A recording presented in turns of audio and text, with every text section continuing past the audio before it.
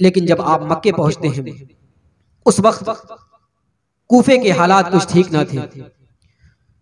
कूफे के लोगों ने अर्जिया लिखना शुरू कर दी, इमाम आली मकाम की बारगाह में खत लिखना शुरू कर दिया कि आप यहाँ पर आए, यजीद हम पर जुल्म और सितम ढा रहा है, यजीद चाहता है कि हम उसके हाथ पर बयात करें और उसके तमाम गुनाह के कामों में हम शरीक हो जाएं। लिहाजा ऐ रसूलुल्लाह के नवासे, आप ही खलीफे बरहक हैं, आप ही इस लायक हैं कि आपके हाथ पर बयात की जाए। लिहाजा आप तशरीफ ले आए, हम आपके दस्ते हक परस्त पर बयात करना चाहते हैं। इस तौर पर एक दो नहीं बल्कि 40 या रिवायतों में आता है कि 150 खुतूत आपकी बारगाह में मक्का मुकर्रमा पहुंचते हैं।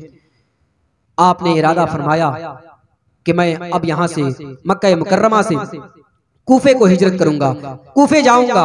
सहाबा किराम जो मुअज़्ज़ज़ और मुकर्रम बड़े सहाबा किराम मौजूद थे, उन्होंने कहा नहीं नहीं, आपको जाने की जरूरत नहीं है, क्योंकि जो कूफी हैं उन्होंने आपके वालिद को शहीद कर दिया है, उन्होंने पहले ही बेवफाई की है, उस जगह पर आपके वालिद को पहले ही शहीद किया जा चुका है। लिहाजा हमें ऐसा मालूम होता है कि अगर आप भी जाएंगे तो वो लोग आपसे भी बेवफाई का मुजाहरा करेंगे, आपको भी शहीद कर देंगे। लिहाजा हम आपसे गुजारिश करते हैं कि आप हरगिज कूफा तशरीफ न ले जाएं।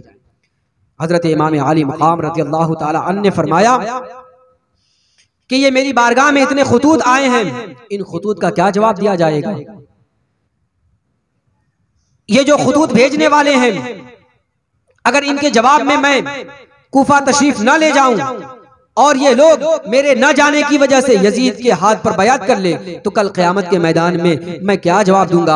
वो उन लोगों से जब सवाल करेगा अल्लाह तबारक व तआला कि तुमने यजीद के हाथ पर क्यों बयात की थी, तो वो लोग तो यही कहेंगे ना कि हमने तो इमाम हुसैन, इमाम आली मकाम की बारगाह में खुतूत तो या अल्लाह भेजे थे, वो तशरीफ ले आते तो हम उनके हाथ पर बयात करते, वो तशरीफ ही ना ले आए तो हमने नाचार और मजबूर होकर के हमने मजबूरी की सूरत में यजीद के हाथ पर बयात कर ली, तो उस वक्त मेरा क्या जवाब होगा? उस वक्त अल्लाह की बारगाह में मैं क्या जवाब दूंगा कि मैं किस लिए ना गया? सिर्फ अपनी जान की हिफाजत के लिए ना गया, अपनी जान की परवाह मुझे थी इसलिए मैं कूफे ना गया। ये तो जवाब कोई जवाब नहीं है। लिहाजा मैं क्या जवाब दूंगा अल्लाह की बारगाह में, इसलिए मुझे जाना होगा। साहबा किराम ने कहा नहीं नहीं, किसी तौर पर आप कोई दूसरी तदबीर अपनाएं, लेकिन आपको जाने की जरूरत नहीं है। अगर आप जाएंगे तो उम्मीद है कि वो लोग आपको शहीद कर देंगे, क्योंकि वहाँ की जो मिट्टी है उससे बेवफाई की बू आती है। वो लोग पहले ही बेवफाई आपके वालिद गिरामी के साथ कर चुके हैं, आपके वालिद गिरामी को पहले ही शहीद कर चुके हैं। लिहाजा आपको जाने की जरूरत नहीं है। लेकिन आप भी वही कहते हैं, बार बार कहते हैं कि जाए बगैर छुटकारा नहीं है, मुझे जाना ही होगा, वरना क़यामत के दिन कोई जवाब ना बन पाएगा। जब सहाबे किराम, बड़े बड़े सहाबे किराम ने बारहा आपसे रुकने की गुजारिश की, तो हजरत इमाम आली मकाम ने एक तरीका ये अपनाया कि फरमाते हैं कि ठीक है, मैं अपनी जगह पर अपने भाई अकील के बेटे हजरत मुस्लिम को भेजता हूँ, अपने भाई मुस्लिम को भेजता हूं, जो कि मेरा चचाजाद भाई है। मेरी तरफ से वो जाएगा, हालात का जायजा लेगा, अगर वहां के हालात ठीक होंगे तो मुझे खत लिखेगा और उस खत के एतबार से मैं फैसला लूंगा। अगर वहां के हालात ठीक हुए और इसने कहा कि मैं आ जाऊं, तो मैं वहां पर जाऊंगा और लोगों से बैअत करा लूंगा, और अगर उसने कहा कि हालात ठीक नहीं है तो फिर मैं यहाँ मक्के में ही रहूंगा और फिर मुझे सनद मिल जाएगी, क्योंकि उस वक्त अगर हालात ठीक ना होंगे तो मेरे पास ये जवाब होगा कि मैंने तो अपने भाई को भेजा था और उन्होंने उस पर जुल्म और सितम किया था, और उन्होंने जो वादा वफा करने का के लिए खत भेजा था उन्होंने बेवफाई की थी, तो मेरे पास भी सनद हो जाएगी। लिहाजा पहले अपने भाई मुस्लिम बिन अकील को भेजता हूं, अगर वो हालात का जायजा लेकर के कहेगा कि ठीक है आप तशरीफ ले आए तो मैं उसके बाद आऊंगा। हजरत इमाम मुस्लिम रज़ियल्लाहु ताला अन्हु कूफा के लिए रवाना हो जाते हैं। जब हजरत इमाम मुस्लिम रज़ियल्लाहु ताला अन्हु कूफे के लिए रवाना होते हैं तो आपके जो दो नन्हे साहबजादे थे वो भी साथ हो लेते हैं, आपने उनको भी साथ में ले लिया। जब आप कूफे पहुंचते हैं तो बेहतरीन शानदार इस्तकबाल किया जाता है। करीब 12,000 आदमियों ने आपके दस्ते मुबारक पर बयात कर ली। दीगर रिवायतों में आता है कि 20,000 या 40,000 लोगों ने आपके हाथ पर बयात कर ली। अब आपके हाथ पर इतने लोगों ने बयात कर ली तो आपको यकीन होने लगा, आपको यकीन हो गया कि यहाँ के लोग बेवफाई नहीं करेंगे। आपको ऐसा महसूस होने लगा कि हजरत इमाम आली मकाम भी जब तशरीफ ले आएंगे तो ये तमाम लोग उनके हाथ पर भी बयात कर लेंगे और उनके साथ वादा वफा करेंगे। इसलिए जब उन्होंने अपने दिल में इत्मीनान पाया कि यहाँ के लोग वफा कर रहे हैं, मेरे हाथ पर बयात कर रहे हैं, तो लिहाजा एक खत लिखते हैं इमाम आली मकाम की बारगाह में। इमाम आली मकाम की बारगाह में खत लिखते हैं कि यहाँ का मैंने जायजा लिया है, इतने लोगों ने मेरे हाथों पर बयात कर ली है और इनसे मुझे वफा की उम्मीद नजर आती है। लिहाजा अगर आप मुनासिब समझें तो बिल्कुल तशरीफ ले आ सकते हैं। आप तशरीफ ले आए, ये लोग आपका साथ देंगे और यजीद के खिलाफ हो जाएंगे। इस तौर पर आपने खत लिख करके हजरत इमाम आली मकाम के लिए रवाना फरमा दिया। अब वो खत ले जाने वाला तो लेकर के चला गया। अब उसके बाद का जो माहौल पैदा होता है, अब उसके बाद जो होता है, यजीद को खबर पहुंचती है कि मुस्लिम बिन अकील कूफे पहुंचे हुए हैं। अब वो हुक्म देता है और उसको खबर दी जाती है कि इतने लोगों ने उसके हाथ पर बयात कर ली है, अगर तुमने यूं ही उनको छोड़ दिया तो कूफे के तमाम लोग तेरे खिलाफ हो जाएंगे और तेरा तख्ता उलट जाएगा। अगर तू अपनी भलाई चाहता है, अपने तख्त की हिफाजत चाहता है, तो तू फौरन कुछ ऐसा इंतजाम कर कि मुस्लिम बिन अकील को वहां से निकाल दे या फिर उनका काम तमाम कर दे, वरना अगर वो वैसे ही अपने वहां पर वैसे ही वो मौजूद रहा तो तुम्हारा तख्ता पलट जाएगा। तमाम लोग उसका साथ देंगे। इतने हजार लोग उसके साथ अभी हो चुके हैं। अब ये सुनकर के यजीद बिल्कुल बौखला उठता है।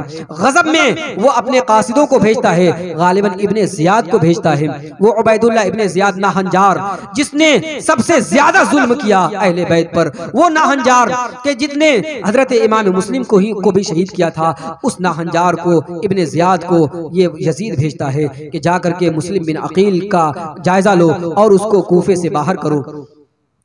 इब्ने जियाद जब कूफे पहुंचता है तो एक ऐसा लिबास पहनता है कि ऐसा मालूम हो कि मदीने से आ रहा है। मदीने के लोग जैसा लिबास पहनते थे वैसा लिबास ज़ेबतन करता है, वैसा लिबास पहनता है, पहन करके कूफे में दाखिल होता है। लोगों को ऐसा मालूम हुआ कि हजरत इमाम हुसैन आ रहे हैं। लोगों ने नारे तकबीर और रिसालत की सदाएं बुलंद की कि फरजंदे रसूल आया है, लेकिन इसने अपना चेहरा ढका हुआ था। जब भीड़ ज्यादा हो जाती है तो उसके एक गुलाम ने कहा कि ये इमाम हुसैन नहीं है बल्कि ये उबैदुल्ला इब्ने जियाद है। जब लोगों ने ये सुना कि ये इमाम हुसैन नहीं है, ये तो इब्ने जियाद नाहंजार है, तो लोगों के दिल टूट जाते हैं। लोगों के दिल टूट जाते हैं। वहीं से लोग अपने अपने घरों को वापस चले जाते हैं। इब्ने जियाद जब वहां के गवर्नर के पास पहुंचता है, वहां के किले में जब पहुंचता है तो किले में पहुंच करके ये ऐलान करता है कि जितने भी लोगों ने मुस्लिम बिन अकील के हाथों पर बयात की है, उस बयात को तोड़ करके यजीद के हाथ पर बयात कर ले। अब जिसने भी बयात ना तोड़ी, यजीद की बयात ना की, तो उसे मैं कत्ल कर दूंगा। और उनके बहुत सारे जो सरदार थे, उनके जो रईस थे, मुअज़्ज़ज़ लोग थे, उसको उन तमाम लोगों को पकड़ करके किले में बंद कर देता है। अब वो तमाम जो बड़े मुअज़्ज़ज़ लोग थे, जिनके मानने वाले बहुत सारे अफराद थे, वो तमाम लोग कैद बंद की सुऊबतें और झेल रहे थे, वहां पर कैद कर दिए गए थे। अब उसने एक चाल चली कि इन कैदियों को हड़काया जाए, इन कैदियों को धमकाया जाए, इनसे कहा जाए कि तुम अपने मानने वालों को ये हुक्म दो कि अगर वो मुस्लिम बिन अकील की बयात को नहीं तोड़ते तो मैं यहीं किले में तुम्हारे सर को तुम्हारे जिस्म से जुदा करके तुम लोगों को इसके दरवाजे पर तुम्हारी लाशों को लटका दूंगा। लिहाजा तुम इनकी फसीलों पर चढ़ करके, इनकी दीवारों पर चढ़ करके अपने मानने वालों में ये ऐलान कर दो कि उनका साथ छोड़ दो। हजरत इमाम मुस्लिम रज़ियल्लाहु ताला अन्हु के साथ कई हजार लोग मौजूद थे। हजरत इमाम मुस्लिम रज़ियल्लाहु ताला अन्हु ने उस किले का मुहासरा कर लिया, उस किले का उन तमाम लोगों के साथ मिलकर के घेराव कर लिया जिसमें इब्ने जियाद मौजूद था। अब इब्ने जियाद ने देखा कि अब लग रहा है कि मेरा काम तमाम हो जाएगा, ये लोग मुझ पर हमला कर देंगे और इस किले को फतह कर लेंगे। अब उसने वही चाल चली कि उन लोगों को डराया, धमकाया कि तुम लोग ऐलान करो, जो तुम्हारे मानने वाले हैं उनको पीछे हटने का हुक्म दो, वरना मैं तुमको तो कत्ल करूंगा, तुम्हारे छोटे छोटे बच्चों को भी कत्ल कर दूंगा, तुम्हारी औरतों को भी कत्ल कर दूंगा। इसलिए तुम इसकी दीवार पर, किले की दीवार पर चढ़ करके तुम उन लोगों को जाकर के कहो जो तुम्हारे मानने वाले हैं, जो तुम्हारे कबीले वाले हैं, जो तुम्हारी बातें सुनते हैं, उनसे कहो कि मुस्लिम बिन अकील का साथ छोड़ करके चले जाओ। वो दीवारों पर चढ़ करके अपने बेटों और अपने बीवियों की दुहाई देते हैं, उनकी दुहाई दे करके कहते हैं कि अगर तुमने इनका साथ ना छोड़ा तो ये मुझे भी मार देगा, हमें भी मार देगा, हमारे छोटे छोटे बच्चों को भी मार देगा, हमारी औरतों को भी मार देगा, ये बड़ा जालिम है। इसलिए तुम लोग मुस्लिम बिन अकील का साथ छोड़ करके चले जाओ। इमाम मुस्लिम रज़ियल्लाहु ताला अन्हु के साथ कई 100 अफराद थे। जब हजरत इमाम मुस्लिम रज़ियल्लाहु ताला अन्हु के साथ कई 100 अफराद थे, जब उन लोगों ने ये दुहाइयाँ दी तो कुछ लोग वापस जाने लगे। यहाँ तक कि जब मगरिब का वक्त आता है, हजरत इमाम मुस्लिम बिन अकील ने मगरिब की जब जमात शुरू कराई, जब मगरिब की नमाज पढ़ा रहे थे तो रिवायतों में आता है कि गालिबन उस वक्त 500 अफराद जमात में मौजूद थे। जब नमाज शुरू की तो 500 अफराद मौजूद थे, लेकिन जब जैसे ही सलाम फेरते हैं, नमाज पूरी करते हैं, तो देखते हैं कि कोई भी मौजूद नहीं है। तमाम के तमाम लोग बेवफाई करके चले गए हैं। तमाम लोगों ने जो इनके हाथों पर बयात की थी, इनका साथ छोड़ दिया है। सलाम फेरने के बाद देखते हैं कोई नजर नहीं आता है सिवाय इनके 2 बेटों के। सिर्फ उनके 2 बेटे मौजूद थे और कोई भी कूफा का नजर नहीं आ रहा है। यही है कूफे वालों की बेवफाई।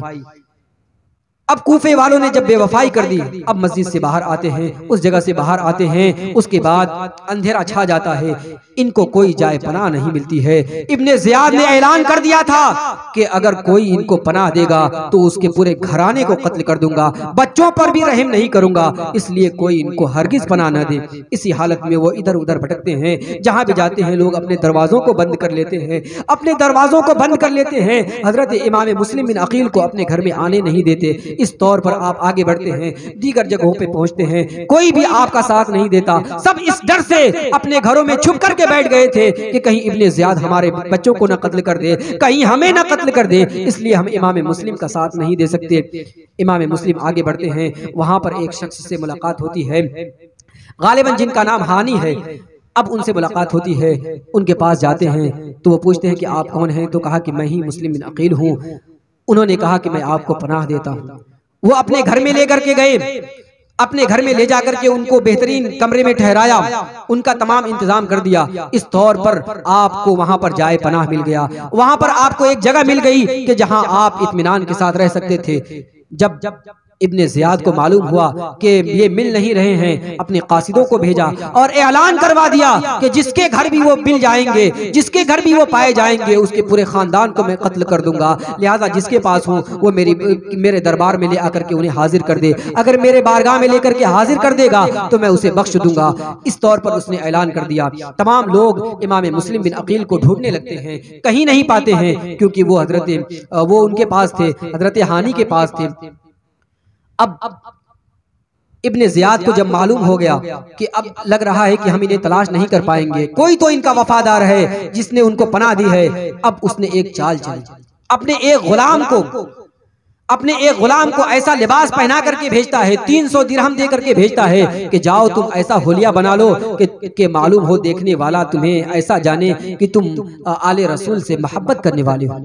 वो मस्जिद में जाता है, मस्जिद में जाकर के लोगों के हालात का जायजा लेता है, लोगों से पूछता है कि यहाँ पर कोई अहले बैत से कोई आया हुआ है क्या? मैं मुहिब्बे रसूल हूँ, मैं आले रसूल से मोहब्बत करने वाला हूँ। अगर कोई यहाँ पर आया है तो मेरे पास 300 दिरहम मौजूद हैं, मैं उनको देना चाहता हूँ। अल्लाह अकबर। इस तौर पर उसने चाल चली। हजरत हानी से जब वो पूछता है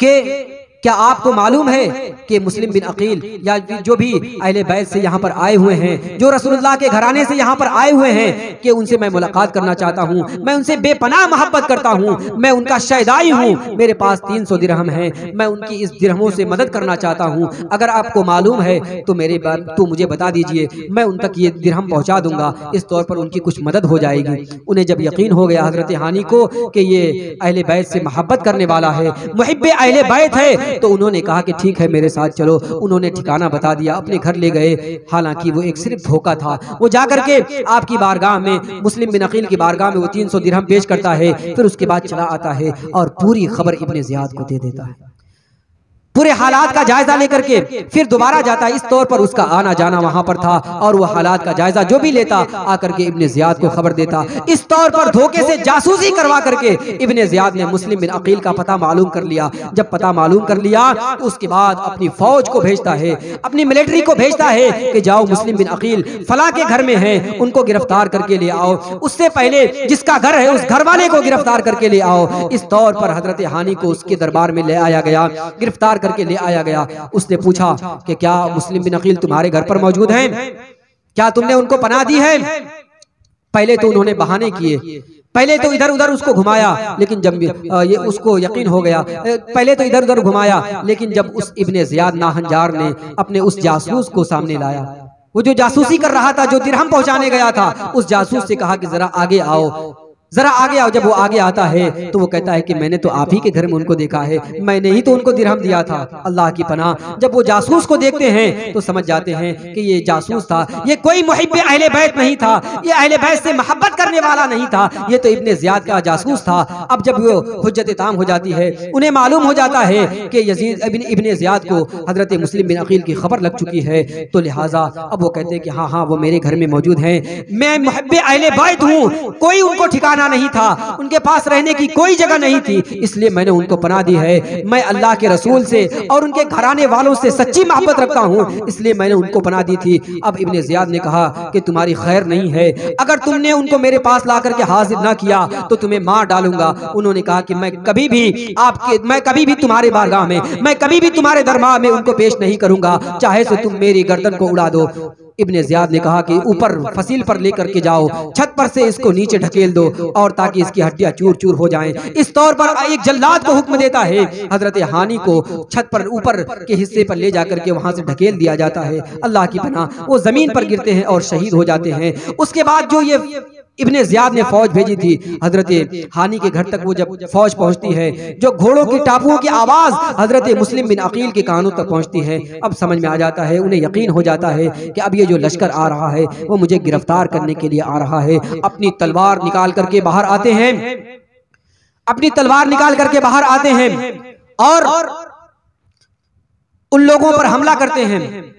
कहा कि अगर तुम लोग मुझसे मुकाबला करने आए हो तो मैं मुकाबले के लिए तैयार हूं, अगर तुम अमनो अमान चाहते हो, सुलह चाहते हो, तो फिर मैं भी सुलह करूंगा। उन लोगों ने कहा कि हम लोग आपको गिरफ्तार करने आए हैं। कहा कि मैं कभी गिरफ्तारी देने वाला नहीं हूं। उन तमाम लोगों ने आपको गिरफ्तार करना चाहा, आपने डट करके उनका मुकाबला किया, बहुत देर तक मुकाबला करते रहे। जब उनके कई लोग मारे गए, आपके तन्हा आप मुकाबला कर रहे थे, कई लोगों को जब आपने मार गिराया तो उन लोगों ने सोचा कि लग रहा है कि ये इस तौर पर मुकाबला चलता रहा तो हम सब के सब मारे जाएंगे। उन लोगों ने एक चाल चली, सब जो आसपास में छत मौजूद थी उस छत पर चढ़ जाते हैं, पत्थर फेंकते हैं, लोहे को गर्म करके आपके ऊपर फेंकते हैं, कोई तीर फेंकता है, तरह तरह से आपके ऊपर से हमला किया जाता है। इस तौर पर आपका जो जिस्म होता है छलनी हो जाता है, कई जख्म आपके जिस्म पर आ जाते हैं, जख्मों से निढाल होकर के दीवार से टेक लगा करके बैठ जाते हैं, तलवार अपने हाथों में लिए हुए हैं। और एक शख्स आता है, गालिबन उसका नाम मोहम्मद बिन अशअस था, उसने कहा कि मैं आपको अमान देता हूं। उसने कहा कि अब आपके लिए अमान है, अब आप हमला न करें। आपने कहा कि अगर वाकई वफादारी वाली अमान है तो ठीक है, मैं अपनी तलवार अपने म्यान में रख लेता हूं, वरना अगर ये धोखा है तो मैं कभी भी अपने आप को तुम्हारे हवाले नहीं करने वाला। वो कहता है कि वाकई मैं आपको अमान देता हूं। आपने कहा कि ठीक है, अमान देते हो तो ठीक है। अब जब अमान हासिल कर लिया, अपनी तलवार म्यान में डाल ली, तो ये भी एक अमान देना भी एक धोखा था। उस धोखेबाज ने धोखे से आपकी तलवार छीन ली, अमान देने के बावजूद। जब तलवार छीनी तो आपको यकीन हो गया कि ये धोखा था। आपने फरमाया कि ये भी तो एक धोखा है, तुमने अमान का वादा किया है, वादे के बाद तुम वादे से मुकर रहे हो, तुम मुझे धोखे में मुब्तला कर रहे हो, तुमने तो मुझे धोखा दे दिया है, ये तुम मेरी तलवार क्यों छीन रहे हो। उसने कहा कि ऐसी कोई बात नहीं है, हम सिर्फ आपको ले जाकर के इब्ने ज़ियाद की बारगाह में पेश करेंगे, इब्ने ज़ियाद के दरबार में आपको पेश करेंगे, बस इतनी सी बात है, उनसे आप बात कर लीजिएगा, हमने आपको धोखा नहीं दिया। हालांकि उसने अमान के नाम पर आपको धोखा दे दिया। इस तौर पर हजरत मुस्लिम बिन अकील रज़ियल्लाहु ताला अन्हु को इब्ने ज़ियाद के दरबार में हाजिर किया जाता है। जब इब्ने ज़ियाद के दरबार में आप आते हैं तो उनसे बहुत देर तक मुकालमा चलता है। वो कहता है कि अगर तुमने यजीद की बैअत ना की तो मैं तुम्हें मार डालूंगा। आपने कहा कि मैं यजीद की हरगिज़ बैअत नहीं करने वाला, कि मैं तो अल्लाह और उसके रसूल के घराने से हूँ, मैं तो अल्लाह के रसूल के घराने से हूँ, मैं रसूलुल्लाह के घराने से हूँ, मैं उसकी बैअत हरगिज़ नहीं कर सकता। रसूलुल्लाह के घराने वाले किसी फासिक व फाजिर के हाथ में अपना हाथ नहीं दे सकते, लिहाजा मैं ऐसा कभी नहीं कर सकता। अगरचे तुम मुझे मार डालो, मैं कभी ये काम नहीं करूंगा। उसने कहा कि अगर नहीं करोगे तो आपको मार डाला जाएगा। उसने आपके कत्ल का हुक्म दे दिया। आपने अपनी जान तो सुपुर्द कर दी, लेकिन कभी भी उस फासिक व फाजिर की बैअत न की।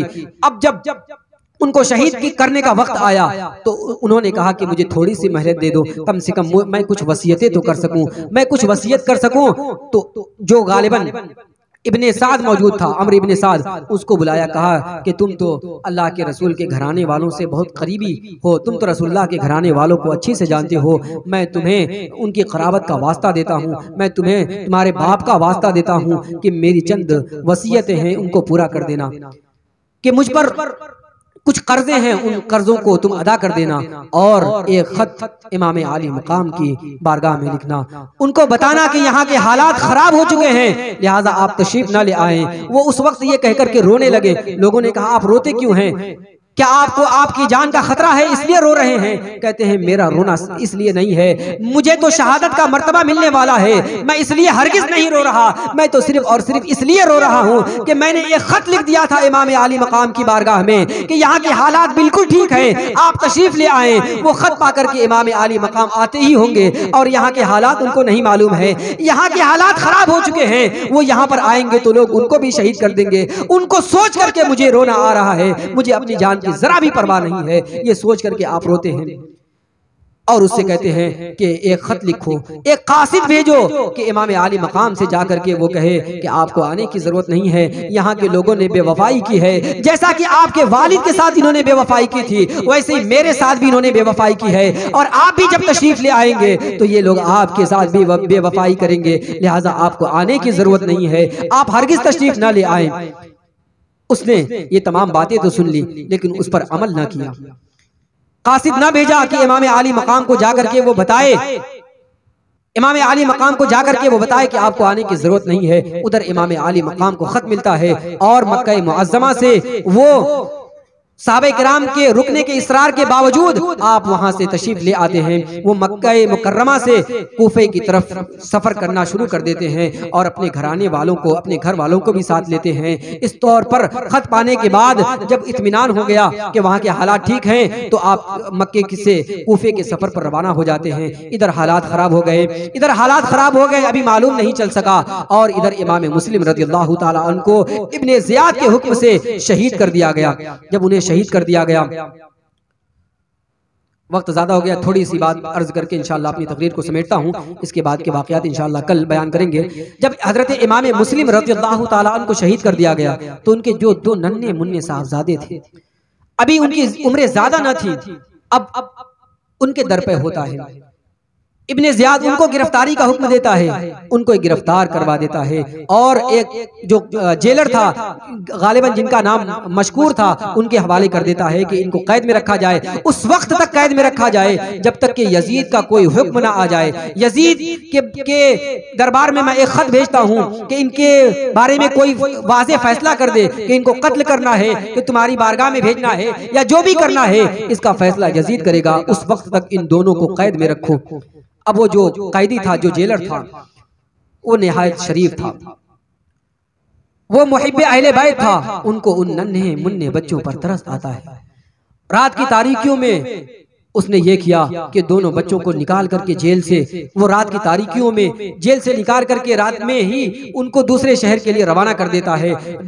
रवाना करने के बाद उनसे कहता है कि ये सीधा रास्ता पकड़ करके चले जाओ, यहाँ से तुम फला जगह पहुंच जाओगे, वहां पर ये मेरा एक खत है उसको दे देना, ये मेरी एक निशानी है, उसको जब दिखाओगे तो वो आपको, वो मेरा भाई है, आपको, आप दोनों हजरात को मदीना मुनव्वरा वो पहुंचा देगा, लिहाजा इस रास्ते को सीधे पकड़ करके चले जाओ। वो दोनों हजरात, वो दोनों नन्हे मुन्ने बच्चे रात की तारीकियों में तन्हा चल पड़ते हैं, तन्हा आगे बढ़ते हैं, जाते जाते रास्ता भटक जाते हैं। अब वो नन्हे मुन्ने रात की तारीकियों में क्या जाने, वो परदेश मुल्क है, उनके वालिद उधर शहीद कर दिए गए हैं, उनकी कैफियत क्या रही होगी। वो रात भर यूं ही चलते हैं, चलते चलते इधर उधर चलते हैं। जब सुबह होती है तो क्या देखते हैं कि जहां हमने रात में सफर करना शुरू किया था, घूम फिर करके वापस वहीं पर आ गए। अल्लाह की पनाह। इधर इब्ने ज़ियाद को मालूम चला, उस कैदी, उस जेलर से पूछते हैं, पूछता है कि उन दोनों बच्चों का तूने क्या किया, क्या उन दोनों बच्चों को रिहा कर दिया? उन्होंने कहा कि हाँ, मैंने उन दोनों बच्चों को रिहा कर दिया। मुझे उन पर इतना तरस आया कि मुझे अपनी जान की कोई परवाह नहीं है। अगर तुम मुझे मार भी डालोगे तो मुझे इसकी परवाह नहीं है। मुझे उन बच्चों पर इतना तरस आ रहा था कि जिनके बाप को यहाँ पर शहीद कर दिया गया है, उन बच्चों को यहाँ पर कैद करके कैसे मैं रख सकता था, इसलिए मैंने उनको रिहा कर दिया है। और उस इब्ने ज़ियाद को गुस्सा आया, उसने उनको भी शहीद करने का हुक्म दे दिया, उनको भी कत्ल कर डाला। उसके बाद उसने अपने लोगों को भेजा था कि जाओ, जहां पर भी वो बच्चे मिले उन दोनों को पकड़ करके ले आना। ये बच्चे किसी तौर पर वहां से वापस आते हैं, एक घर रहता है, एक घर में घुस जाते हैं, वहां पर एक औरत रहती है, उनसे अपना माजरा बयान करते हैं। उस औरत ने जब सुना कि ये मुस्लिम बिन अकील के दोनों साहबजादे हैं, वो मुहिब्बे अहले बैत थी, अहले बैत से मोहब्बत करने वाली थी, फौरन उसको अपने अंदर के, उन दोनों को अपने अंदर के कमरे में ले जाती है। अपने अंदर के कमरे में उनको अच्छे से खाना खिलाती है, उनको सुलाती है। सुलाने के बाद उनको आराम की नींद सोने के लिए कमरे को बंद करके दूसरे कमरे में चली जाती है।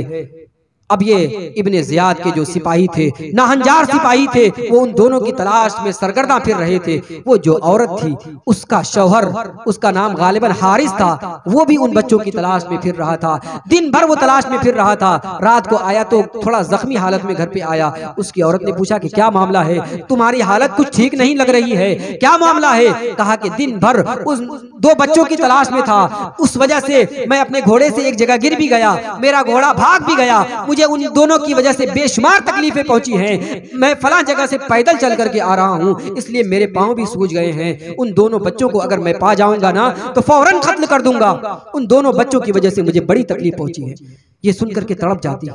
अल्लाह अकबर, ये उन्हीं दोनों बच्चों को तलाश कर रहा है और वो दोनों बच्चे मेरे घर में हैं, अब क्या होगा?